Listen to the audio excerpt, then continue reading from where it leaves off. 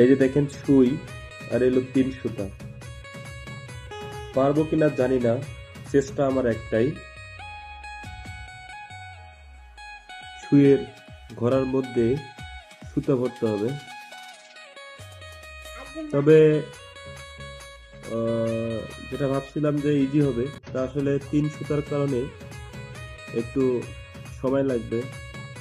দেখি পারে কিনা।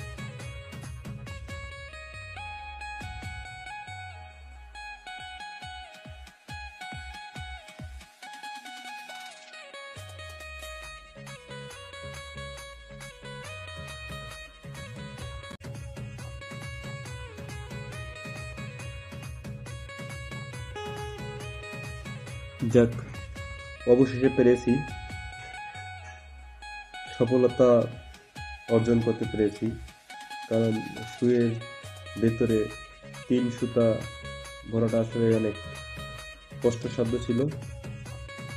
সুতা মোটা হওয়ার কারণে সুইয়ের ঘোড়া অনেক চিকন ছিল, তাই একটু সময় লেগেছে।